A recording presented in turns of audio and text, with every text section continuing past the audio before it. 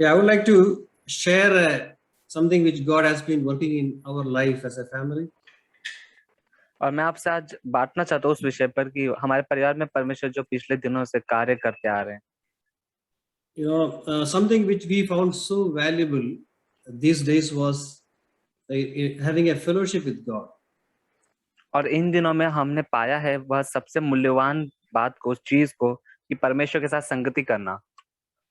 So, I always valued the fellowship of brothers all around. But sometimes recently I felt that, even when nobody is around also, you can have a wonderful fellowship in the presence of God. और मैं अपने भाइयों के साथ की संगति को बहुत ही अधिक मूल्य देता हूँ, उसको वह मूल्यवान है मेरे लिए। लेकिन कई बार मैं ऐसे पाता हूँ कि जब हमारे आसपास कोई भी ना हो, जब हम अकेले हों, तब भी हम परमेश्वर की उपस्थिति में उस संगति को ले सकते हैं। My voice is clear, brother? Yes, Can you brother. hear me clear? Yeah. Okay, I was thinking of John at the island of Patmos. मैं योना के विषय में विचार कर रहा था, सोच रहा था जब वह पतमुस टापू में था। He was alone, there's no one with him, but he had a very good fellowship in the presence of God. वह वहां पर उस टापू में अकेला था, उसके आसपास और कोई संगति के लिए नहीं था, लेकिन वह परमेश्वर की हुजूरी में संगति कर रहा था। So that is something which came to my mind very powerfully, that we all should learn to enjoy the fellowship of God in our life.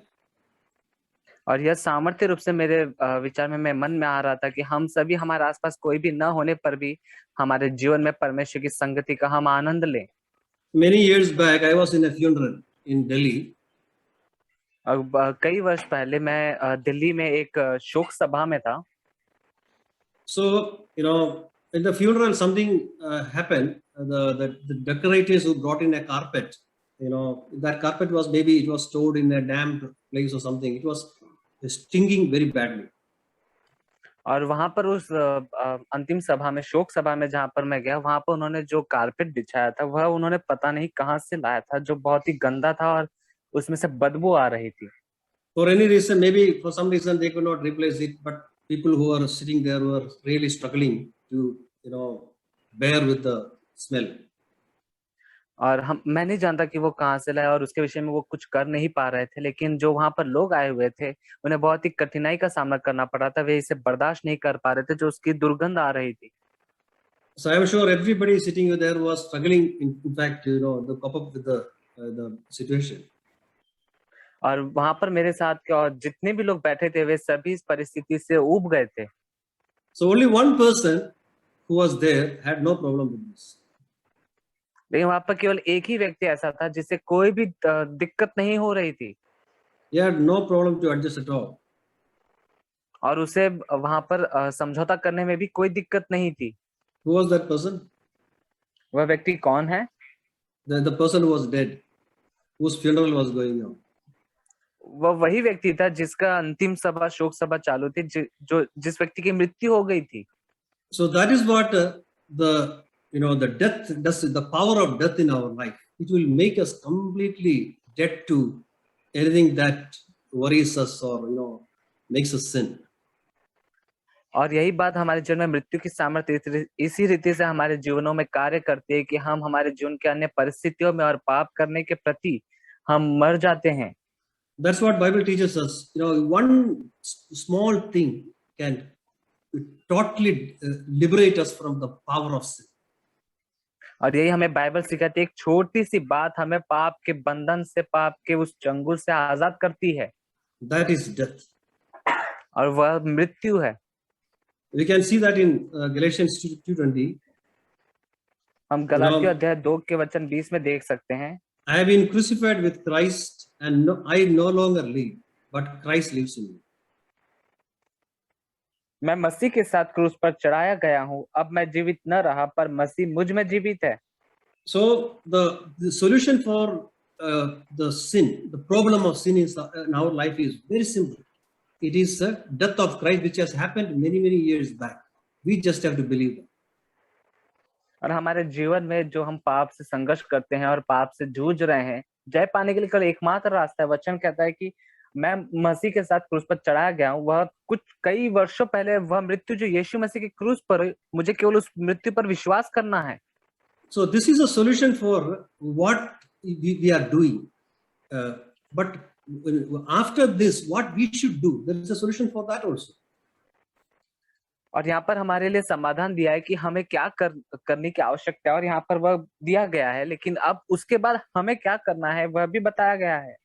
So death is a solution for what we should not do, and there is a solution for what we should do after this death.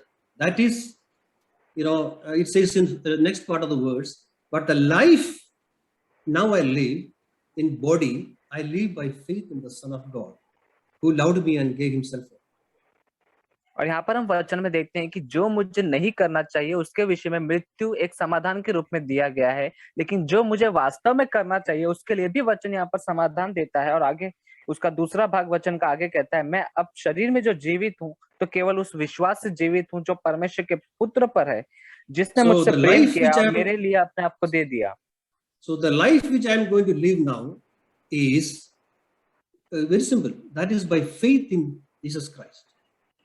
और अब मैं जो जीवन आगे के लिए जीऊंगा वह केवल उस साधारण विश्वास से है जो मैं यीशु मसीह पर करता हूँ. I was thinking how simple God made the whole problem of sin in our life. अब मैं इस बात पर विचार कर रहा था, मैं देखता हूँ कि परमेश्वर ने कितना सरल बना दिया है इस पाप की समस्या को जो हमारे जीवनों में है.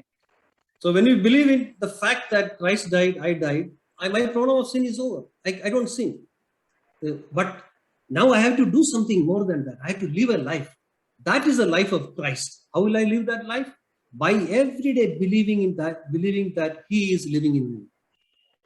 और मुझे परमेश्वर की केवल इस वास्तविकता पर विश्वास करना है कि जब मसीह मरा तब मैं भी उसके साथ मारा गया और गाड़ा गया, तब मेरी जो पाप की समस्या है उससे मेरा छुटकारा हो जाता है. लेकिन मुझे वहां नहीं रुकना, आगे की ओर बढ़ना है कि अब मुझे जो जीना है वह मसीह यीशु पर विश्वास के द्वारा आगे की ओर बढ़कर.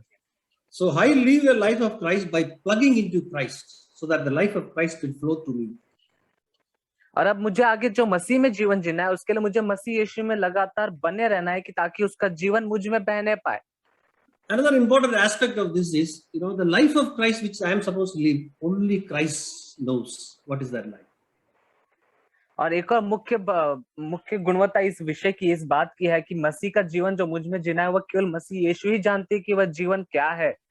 For example, suppose we want to be, sorry brother, can you repeat? For example, we want to be humble. उदाहरण के लिए हम नम्र बनना चाहते हैं. We can find many ways to be humble. When somebody comes, get up, say thank you, show a lot of things we can do with our own strength to be humble. और हम कई सारी बातों को हमारे शक्ति के द्वारा कर सकते हैं कि हम नम्र होने की कोशिश कर सकते हैं. जैसे कोई आने पर हम उठकर खड़े हो जाए या किसी बात के लिए उनका हम धन्यवाद करें. We can show a lot of expressions of humility and many ideas, clever ideas comes into our mind to be humble. और हमें नम्र बनने के विषय में कई सारे योजनाएं और कई सारी बातें हमारे मन में, हमारे विचारों में आती है जिसके द्वारा हम अपनी नम्र होने की भावना को प्रकट करें. Some people may have their own ideas, maybe some sentences, some sort of gestures which will make them look humble in front of others. और कई सारे लोगों के ऐसे विचार और ऐसे तौर तरीके होते हैं जिसके द्वारा वे अपनी नम्रता को प्रकट करना चाहते हैं. But Bible says very clearly that the only way to be humble is learn from Christ. That is, you can see in Matthew 11:29. It says, Matthew 11:29, if you read, Jesus says, take my yoke upon you and learn from me, for I am gentle and humble in heart. You will find rest for your souls. Learn from me. That's what Jesus says.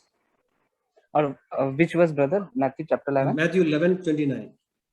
और हम मत्ती अध्याय 11 के वचन 29 में पढ़ते हैं कि मेरा जो अपने ऊपर उठा लो और मुझसे सीखो क्योंकि मैं नम्र और मन में दीन हूँ. This is true with everything. Suppose you want to love someone. There are a lot of ways our flesh, our intelligence, our intellect will tell you how to love a person. But that is all nothing, zero in front of God.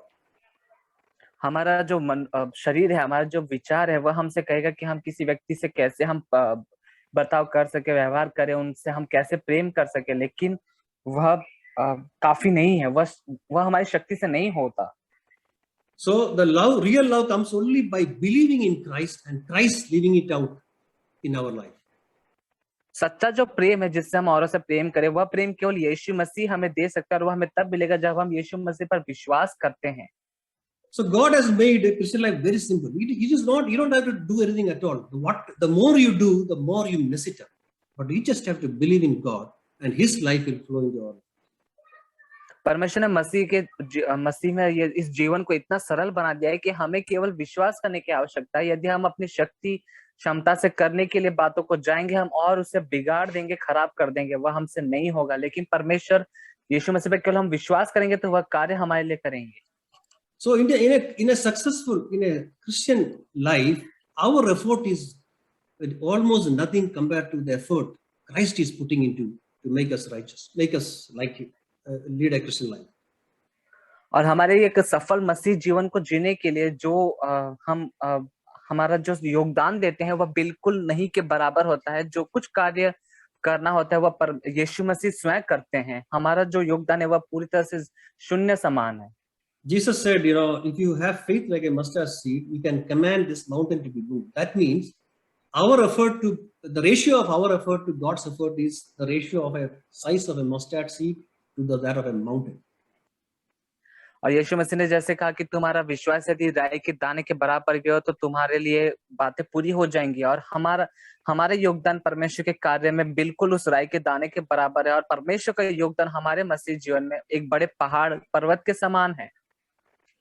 This is a life pleasing to God, because all other things which we do, it will have lot of effort from our side, but it will not be pleasing to God. क्योंकि यह जो कार्य होगा यह परमेश्वर की ओर से होगा, जो परमेश्वर के लिए एक फल लेकर आएगा। लेकिन ऐसी कई सारी बातें जिसमें हम हमारी युक्ति और योजना को लगाएंगे और हमारा योगदान देंगे, वह कुछ भी पैदा नहीं करता। We can see it in Hebrews 11. If you go to Hebrews 11:5, we'll read a verse from Hebrews 11:5. It says, "By faith Enoch was taken from this life, so that he did not experience death. He could not be found because God taken him away. For before he was taken, he was commended as he who pleased God." और हम इब्रानियों के अध्याय 11 के वचन 5 में भी पढ़ते हैं हनोक के विषय में कि विश्वास ही से हनोक उठा लिया गया कि मृत्यु को ना देखे, उसका पता नहीं मिला क्योंकि परमेश्वर ने उसे उठा लिया था। उसके उठाए जाने से पहले उसकी यह गवाही दी गई थी कि उसने परमेश्वर को प्रसन्न किया है। So here he speaks about a man who actually pleased God. और यहाँ पर एक ऐसे व्यक्ति के विषय में बात कर रहा है वचन कि जिसने परमेश्वर को प्रसन्न किया है। So we can know how he pleased God in verse 6. It says that without faith it is impossible to please God. और हम देख सकते हैं कि उसने कैसे परमेश्वर को प्रसन्न किया। उसके 6वें वचन में हम देखते हैं उसने क्या किया। विश्वास बिना उसे प्रसन्न करना अनहोना है। So please God just by faith. And today, if you look around the world, you will find the human beings trying many ways to please God. और हम देखते हैं कि हनोक ने परमेश्वर पर केवल साधारण सरल रूप से विश्वास किया और उसने उसके द्वारा परमेश्वर को प्रसन्न किया। आज हम अपने चारों ओर इस संसार में देखते हैं लोगों को, तो लोग अन्य प्रकार और तरीकों के द्वारा परमेश्वर को प्रसन्न करने की कोशिश में लगे हैं। It will never occur to anybody's mind that by believing in God you can please God. लेकिन किसी के भी दिमाग में विचार में यह बात नहीं आती कि इन सारी बातों के बजाय केवल एक सरल रूप से परमेश्वर पर विश्वास करने द्वारा आप उसे प्रसन्न कर सकते हैं। In Kerala, you can see people going to Shabarimala. They prepare months ahead. They grow their beard. They do some fasting from some food. They prepare. Then they walk on barefoot kilometers after kilometers, climb a mountain to please God. और हम देखते हैं जैसे केरला में लोग शबरीमला की ओर जाते हैं तो वो कई महीनों पहले तैयारी करते हैं कि वह अपने दाढ़ी और बालों को नहीं मुंडवाते, उन्हें ऐसे ही बढ़ने के लिए दे देते हैं। और वो कई लंबी की बिना चप्पल के पैदल यात्रा तक करते हैं, कई सारे ऊंचे पहाड़ और सीढ़ियों को चढ़ते हैं और इन सारे तरीकों के द्वारा वे परमेश्वर को प्रसन्न करना चाहते हैं। In Christian churches, we can see in Mahim Church and all, you can see what all people do so that they can please God. और हम देखते हैं हमारे मसीहत में भी हम माहिम में जैसे कई सारे कलीसियाएं हैं, वहां पर भी लोग कई सारे बातों को करते हैं जिसके द्वारा वे परमेश्वर को प्रसन्न कर सकें। They believe that more effort they put in, more they take harsh life, the more suffering they do, the more money they spend, the more they can please God. और लोग ऐसा सोचते हैं कि जितना ज्यादा वो प्रयत्न करेंगे, जितना ज्यादा वो संघर्ष और कोशिश करेंगे, जितना ज्यादा वो अपने जीवन में दुख और ताड़ना को उठाएंगे, सहेंगे, उसके द्वारा वे परमेश्वर को उतना ही ज्यादा प्रसन्न कर पाएंगे, Because that will give you some satisfaction that you have pleased God. क्योंकि वह आपको एक संतुष्टि देगा आपके मन में कि ऐसा कि आप जानने पाए कि हाँ, आपने परमेश्वर को प्रसन्न किया है। But God is not looking for anything like that. God is looking for a simple faith and trusting in Him, which will please Him. परमेश्वर लेकिन इन सारी बातों में से किसी बात को नहीं खोजता, वह केवल एक सरल विश्वास को खोजता है कि परमेश्वर पर कोई व्यक्ति सिर्फ साधारण रूप से विश्वास करने पाए। You can see in Hebrews 11 when you read, this by this simple faith, these people, many people did many great things. Like, you can see when you read further, it speaks about people who shut the mouth of the lion. It's people who faced big battle. The people who brought the Jericho wall down. It's all by simple faith. और यहाँ पर यदि आप इब्रानियों के उसी 11वें अध्याय में आगे की ओर पढ़ते तो आप पाएंगे कि विश्वास केवल साधारण रूप से परमेश्वर पर विश्वास करने के द्वारा लोगों ने कई सारे बड़े बड़े कार्यों को किया है, कि जैसे उन्होंने विश्वास करने के द्वारा शेर के मुंह को, सिंह के मुंह को बंद कर दिया, कि उन कई सारे लोगों ने विश्वास करने के द्वारा एक बहुत बड़ी बड़ी जो लड़ाई और युद्ध थे उन्हें वे जीत लिए। They speak about people who quenched the fury of the flames. And so many people, they did various great things just by one small thing called faith. और हम पाते हैं कि ऐसे भी लोग थे जिन्हें आग के कुंड में डाला गया लेकिन उन्हें कोई भी हानि नहीं हुई। यह सारे बड़े बड़े कार्य केवल एक छोटे से सरल साधारण विश्वास के द्वारा हुआ जो उन्होंने परमेश्वर पर किया। When you read 2 Kings 5:10, you can hear the story of Naaman, who is a general from the country of Aram. और हम पढ़ते हैं दूसरा राजा उसके 5:10 में, जहां पर हम नामान के विषय में पढ़ते हैं जो अराम के राजा का सेनापति था। He came to prophet Elisha to be healed from his sickness called leprosy. और हम पढ़ते हैं आगे उस 5वें अध्याय में कि जो नामान था वह एलिशा भविष्यवक्ता के पास आता अपने कोढ़ के रोग से चंगा होने के लिए। In 2 Kings 5:10, when you read, Elisha sent a messenger to say to him, "Go wash yourself 7 times in Jordan. Your flesh will be restored and you will be cleansed." और दूसरा राजा अध्याय 5:10 में पढ़ते हैं, तब एलिशा ने एक दूत से उसके पास यह कला भेजा, तू जाकर यर्दन में 7 बार डुबकी मार, तब तेरा शरीर ज्यों का त्यों हो जाएगा और तू शुद्ध हो जाएगा।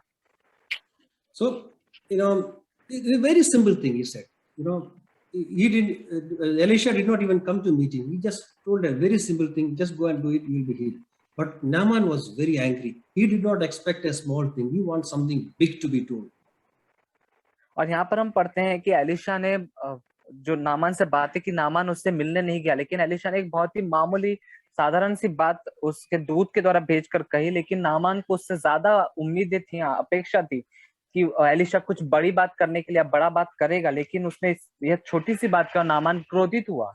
We can see that in verse 13. The Naaman's servants went to him and said, "My father, if the prophet had told you to do some great thing, would you not have done it?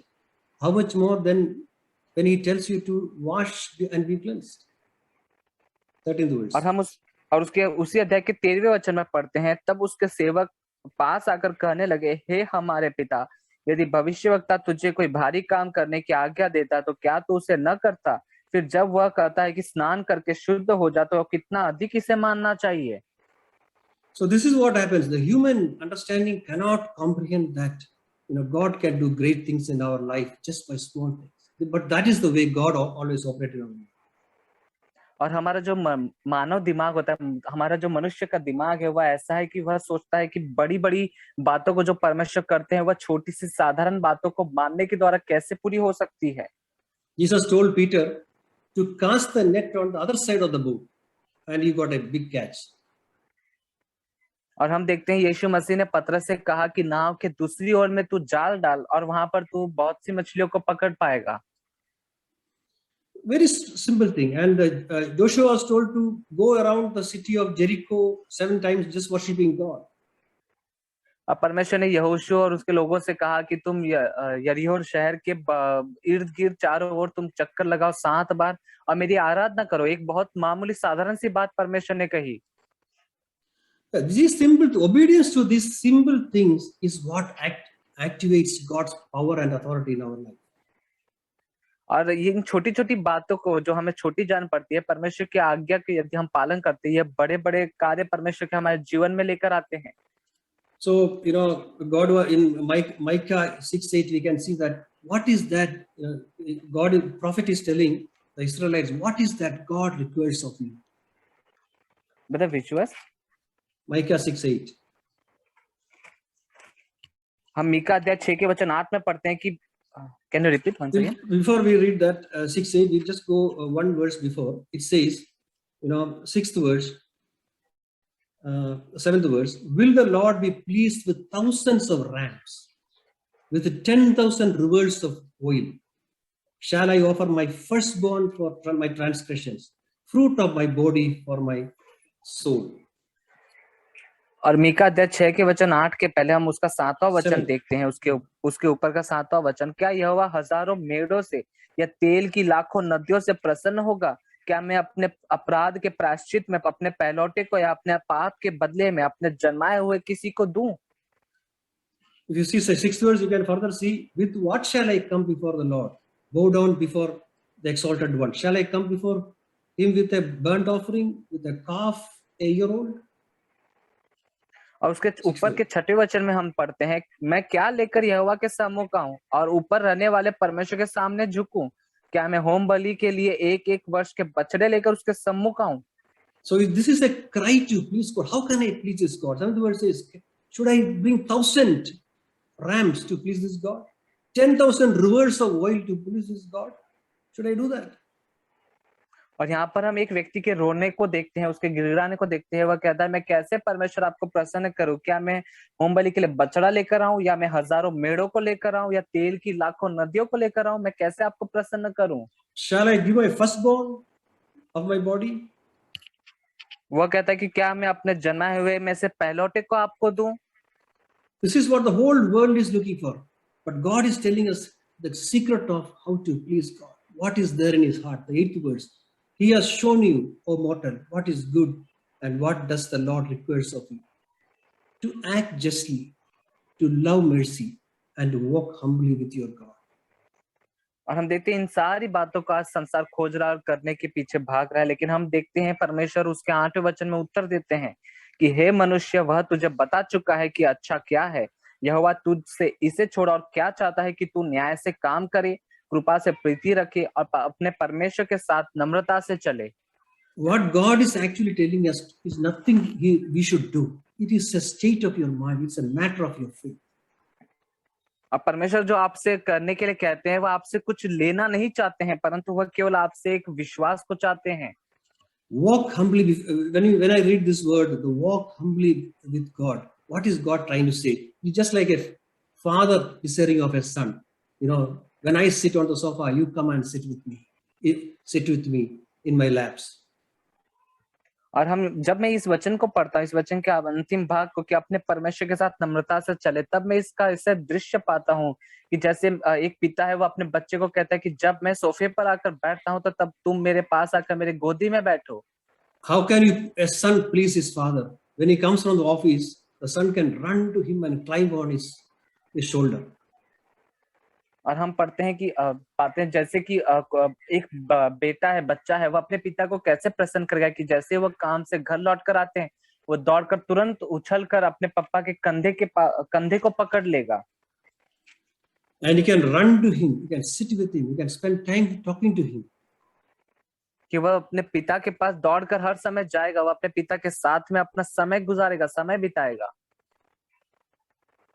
Yeah, this is what actually pleases a God. और वास्तव में यही बात है जो परमेश्वर को प्रसन्न करती है। It is in the midst of all these activities, what we think about, what our mind wants, God is looking for people who trust in him, have faith in him, have intimate fellowship with him, so that he will be pleased with them. और जहाँ पर हमारा मनुष्य का दिमाग चलता है, वह कई सारी बातों को खोजता है जिसके द्वारा वह परमेश्वर को प्रसन्न करने पाए। परमेश्वर उसके बीच में कुछ ऐसे लोगों को खोजता है जो पूरे हृदय से परमेश्वर पर विश्वास करे, परमेश्वर के साथ वह समय बिताए, परमेश्वर के साथ में वह संगति करने पाए। God said about Jesus that this is my beloved son in whom I am well pleased. जैसे परमेश्वर ने यीशु मसीह के विषय में कहा कि यह मेरा प्रिय पुत्र है जिससे मैं अत्यंत प्रसन्न हूँ। So how did Jesus spend his time? You can see that Jesus had a custom of going to the Mount Olives to spend time with the Lord, pray. और हम देखते हैं कि यीशु मसीह ने पिता को कैसे प्रसन्न किया, कि हम देखते हैं यीशु मसीह की एक आदत थी, उसकी एक रीति थी कि वह हर समय प्रार्थना करने के लिए जैतून के पहाड़ पर चले जाते थे। Then after that, when he comes out, he cast out demon with one sentence. He brought Lazarus out of the grave with one command. और उसके बाद में हम देखते हैं कि यीशु मसीह केवल एक ही बार शब्द कहते हैं, आज्ञा देता है, दुष्ट आत्माएं निकल जाती है, और उसके बाद में वह केवल एक ही बार आज्ञा देते हैं और लाजरस कब्र से बाहर निकल कर आता है। That is what we saw in Hebrews 11 also. People who had a simple thing called faith could shut the mouth of the lions, to bring Jericho wall down, to quench the fire, and do so many things which is astounding in front of our eyes. और हम इसी विषय में देखते हैं इब्रानियों के 11वें अध्याय में कि एक सरल छोटे से मामूली साधारण विश्वास करने के द्वारा उन्होंने यरीहो की दीवार को गिरा दिया, उन्होंने आग को, जो धधकती हुई आग थी नाश करने वाली, उसे बुझा दिया, उन्हें कोई हानि न हुई। और हम देखते हैं इन सारे बड़े-बड़े कार्यों को। Jesus said, in John 14:12, most assuredly I say to you, he who believes in me, the works that I do, he will do also, and greater works than this he will do. John 14:12.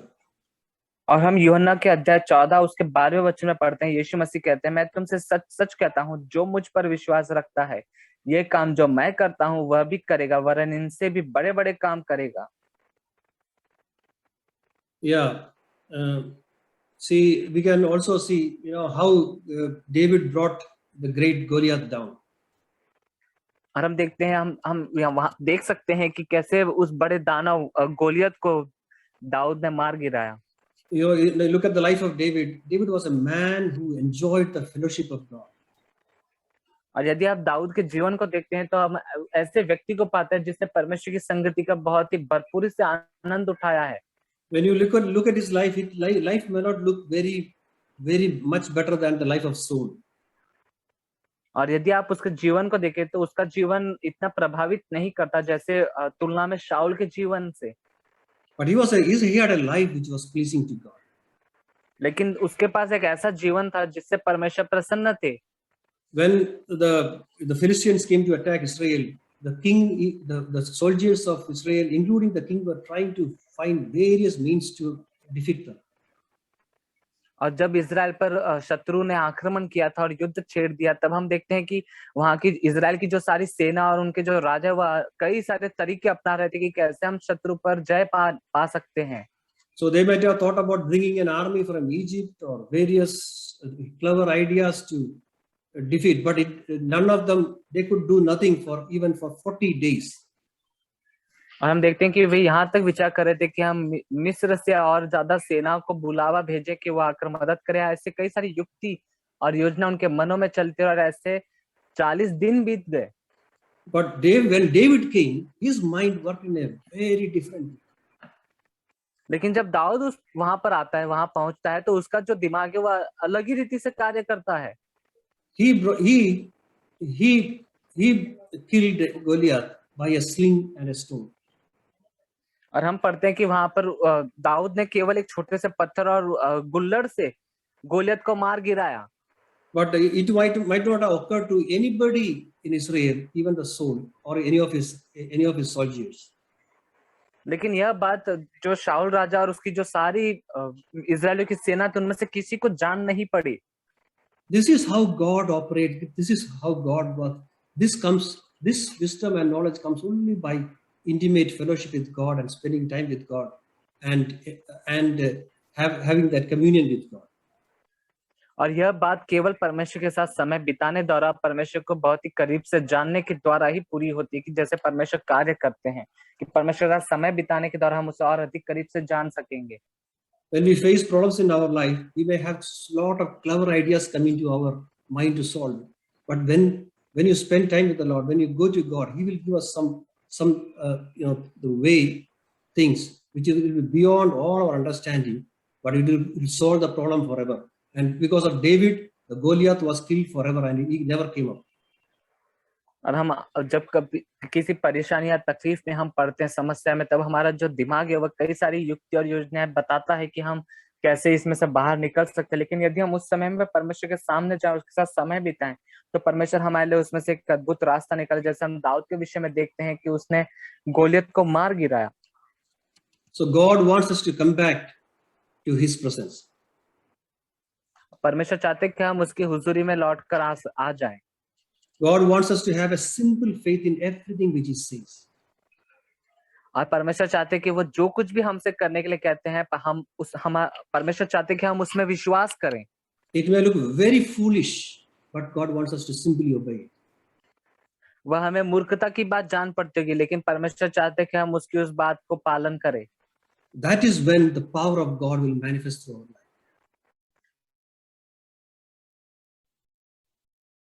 सामर्थ्य वह प्रकट होती है। So God is calling us to come back to that intimate relation with Him, where as a father enjoys the presence of his son, God wants to enjoy our presence and our fellowship. तो परमेश्वर जैसे कि चाहते हैं कि हम उनके पास, उनकी हुजूरी में लौट कर आए, कि उनके साथ हम घनिष्ठता से, व्यक्तिगत रूप से एक संबंध बनाए, उनके साथ संगति में रहे, जैसे कि एक पिता अपने पुत्र की हुजूरी को बहुत ही आनंद लेता है। That is a life pleasing to God. और यही वह जीवन है जिससे परमेश्वर प्रसन्न होते हैं। We have seen that Enoch pleased God. और हम कहते हैं कि हम परमेश्वर को प्रसन्न करते हैं। And Enoch was a man who walked with God, and he had that kind of fellowship with God. और हनोक ऐसा व्यक्ति था जो परमेश्वर के साथ में चला, और ऐसी संगति उसने परमेश्वर के साथ में की। In our physics class, it was taught that yes, you can move an elephant with one finger. और विज्ञान में ऐसे कहा जाता है कि आप जो हाथी है उसे एक उंगली के द्वारा भी आप उसे हिला सकते हैं। Those who know physics will know it. It is you can lift an elephant with one finger. और जो फिजिक्स को जानते हैं वो जानते हैं कि कैसे एक उंगली से आप हाथी को हिला सकते हैं। If you have a long liver and a fulcrum, the elephant will be on the longer edge, shorter edge, and your finger will be on the longer side of the liver. No, but I did not got you. Can you repeat? Yeah, it's a physics. It's a liver and a fulcrum. Using that, you can lift an elephant with one finger. और जो liver होता है जिस पर हाथी को रखा जाता है, आप केवल एक उंगली के द्वारा उससे आप उस पर यदि उंगली रख दे तो उससे आप हिला सकते हैं। It's possible. That is how the faith works in our life. और यह संभव है, और इस रीति से विश्वास कार्य करता है। So victory over sin, maybe you're healing, maybe you have got victory over sin, maybe something big you want to do, maybe you want to pass an exam, a lot of things in your life. All these big things happens by a small thing called trusting in God and believing in God. और आप अपने जीवन में बड़ी बातों को करना चाहते हैं, या आप अपनी चंगाई को चाहते हैं, या आप अपने जीवन में पाप के ऊपर जय को चाहते हैं, यह सारी जो बड़ी बड़ी बातें हैं, ये केवल एक छोटी सी बात पर निर्भर करती है। आपका भरोसा, आपका विश्वास परमेश्वर पर आप कितना करते हैं। So this may look foolish to the world, but when we believe it, we will be a people who are pleasing to God. संसार की दृष्टि में यह बात मूर्खता जान पड़ती होगी, लेकिन यही बात जब आप करते हैं परमेश्वर के सम्मुख, यह बात प्रसन्न करती है उसे। We will have the life of the great men of faith in Hebrews 11. और हमारे पास ऐसा जीवन होगा जो जीवन हम जिसके विषय में इब्रानियों के 11वें अध्याय में विश्वास के विषय में हम लोगों में पढ़ते हैं। God is helping us to experience this magnificent life these days. और परमेश्वर चाहते हैं कि इस जीवन को हम सामर्थ्य रूप से हमारे जीवन में अनुभव करने पाए। Amen. आमीन।